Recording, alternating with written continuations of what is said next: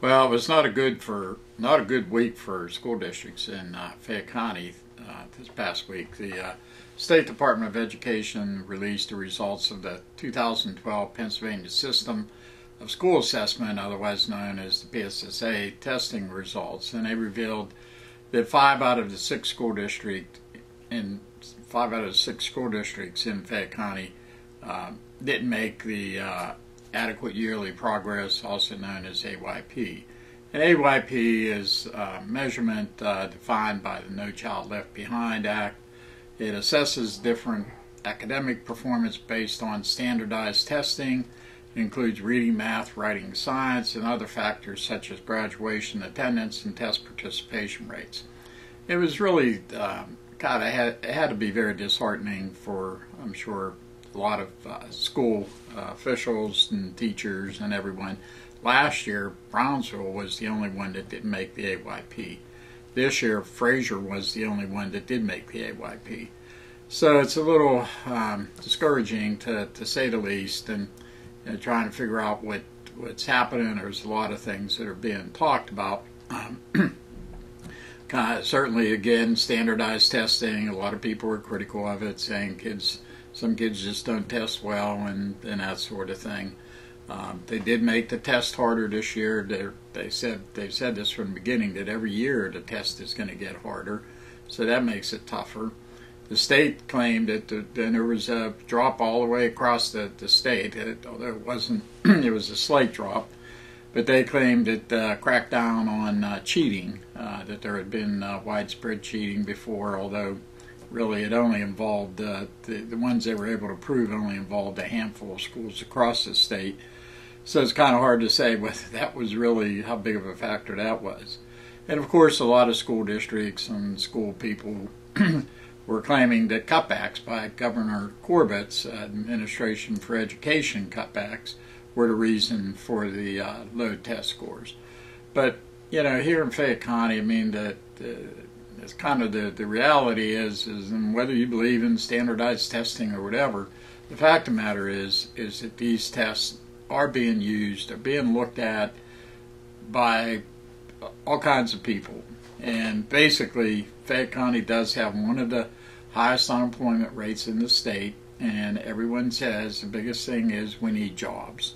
However, the toughest thing is when companies are looking for places to move, when they look at our test scores, and they're there for everyone to see, and they're on the internet, they're very easy, and it just makes it hard to think that these companies are going to want to come and move in places where the test scores are, quite frankly, so poor.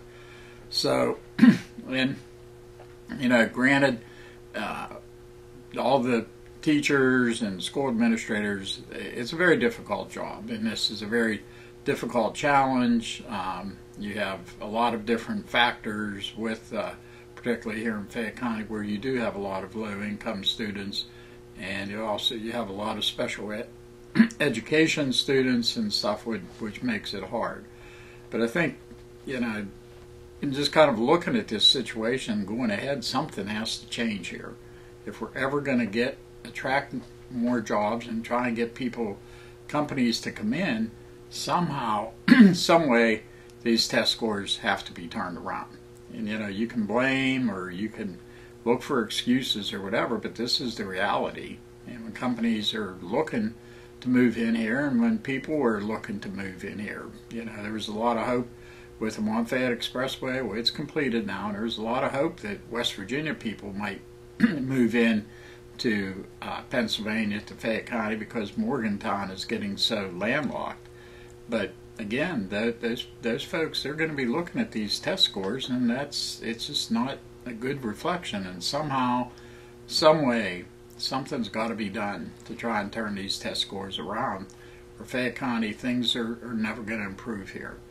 And as much as it's always good when people get involved in different activities and different causes and that sort of thing. But really, people really need to get concerned about these test scores, and they really have to start kind of demanding that something be done to try and improve them if we want to ensure that Fayette County has economic future, and that, you know, there will be jobs for our kids in the years to come.